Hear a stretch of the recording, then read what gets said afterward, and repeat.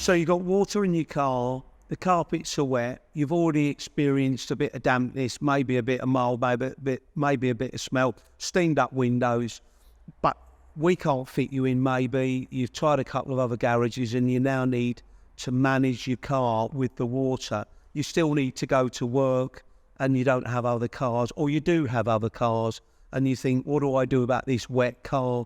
You might have called the local garage to see what, you've had a look online and you draw a blank and you need to manage your car. So this video is all about getting booked in and then managing it between now and then, and whether you drive it or whether you don't. So I can't tell you individually whether you should or shouldn't drive your car if it has water in it. Some cars you can drive around potentially. We've spoken to people that have had their cars with wet carpets and managed their cars for quite some time. Other people ring us and say they've got electronic problems and it could even be safety related. So I'm not the judge and jury. You need to make up your mind and do your homework on your car. But I can tell you a few cars to avoid. Avoid driving them with water in. I'm talking about hybrid cars. We've had one or two Lexuses in, the batteries and all of those things, they don't like water. So fully electric cars, to be honest with you, there's been a few, but they are even more, difficult to manage with water in, It's the electrics that are one of the problems. You have corrosion under carpets because they don't make cars rust-proof from the inside out. They rust-proof them from the outside in. So it's not a long-term thing, not in my experience. If you've got an older car and it may be that you just need to get it through for one more year, maybe.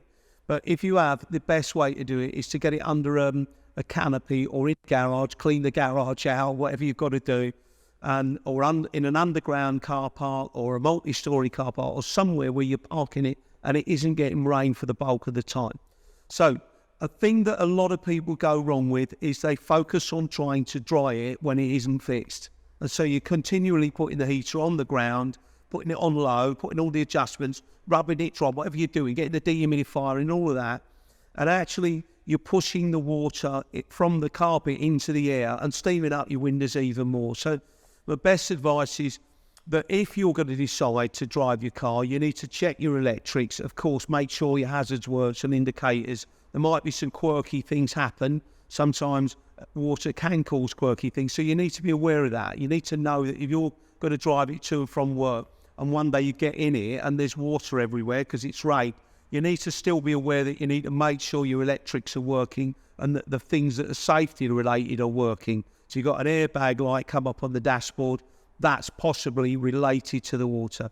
So if you're going to drive it, let's tell you about the practical things you can do. First of all, you can have your heating up high. You don't have to cook yourself. You can put the heating control to the warmer side, and then you can put your air conditioning on as well. So you can have it coming out warm, but it's air-conditioned air, meaning the air is drier.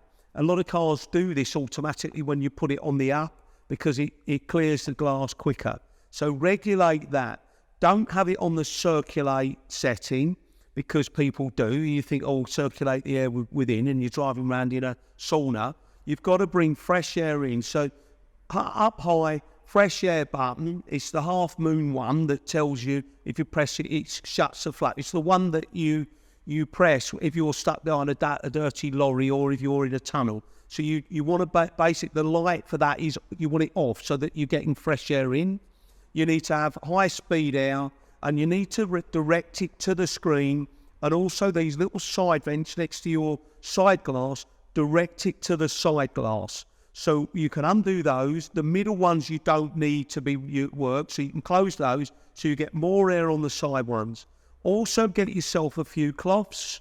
You want drying cloths, you want a few towels, old towels, change them over just so you haven't got water solution around. If you're in the boot of the car and you've got a wet spare wheel area, sometimes you can get that spare wheel out and put a grommet through so that the water will flow away. Other times you might just wedge it or the back of the car at the back in the boot where the water might go over that threshold. What I mean is lift up your boot carpet if your footwell's full of Your boot well's full of water. You don't want that water going over to your footwell. So wedge some towels in there. Try to avoid letting the water move around. You might even put some towels around the spare wheel and then switch them out. Just switch them out. So don't park the car under a cover for 2 weeks, because you'll find it will get full of mould and you'll get all sorts of other issues. If you've got a bit of mould already, you need to watch our mould video, but just a couple of bits of advice. You might be looking at the headlining and there's mouldy bits. Don't be driving that car with that, like that. I can tell you, I speak to many people each year that are ill because they're thinking, oh, it's only a bit of mould. You need to get the mould cleaning kit and clean it and make sure there's no mould. It goes on the seat belts. Check in the back, have a good look, tip the seats backwards and forwards. Don't stick your head down underneath and start trying to smell it, because mould gets into you by you smelling it. So look for it, treat it with respect. If you're going to drive it, you need to make sure that's clean, even if you're bringing the car to us, because driving a car around with a mould can be another story. You can get flu, and it's not flu, but it's flu-like symptoms, and it's not nice. So I'll give you a quick recap. You need to regulate your air, understand how that works, get the manual out or get somebody to show you the heating. Cook yourself a bit more than you normally would if you need to. Get the fan running so when you're still, don't be driving steamed up. Get a cloth, wipe those windows. Make sure that all your lights are working and all your electrics and everything seem okay. And don't keep parking it up and down, because you could park it down one day or up one day, and that's where the water goes. So you need to try to park it at work flat and at home flat, if that's the way you've been parking it. And if you've got a hybrid or an electronic car, then I'd advise just don't use it, because we've seen cars that people have carried on driving them and it gets more expensive as you go along. There's an electronic device, battery things and all the charger things and all sorts under there, and they get wet, and then you get a dashboard lights come up, and then you're not driving it anyway. So don't leave it under sheets. You can put it under a sheet for a long weekend.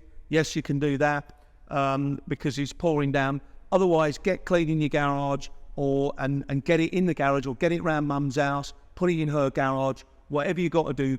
You can even tape up. People have asked me this. You think it's coming from the sunroof, or if you've got it coming out from up there somewhere, there's a chance. So you can get some duct tape, tape around the sunroof. If it stops it coming in, you're some way there. We know then when we get it, we can take that off and find out why it's coming in, but it might help you. Don't leave the duct tape on for 3 months, by the way, you guys. Take it off and replace it, because it makes a terrible mess and you can't get it off. There are other tapes, if you go online, that help waterproof things, so it might temporarily get you out of trouble. All right? Amazing.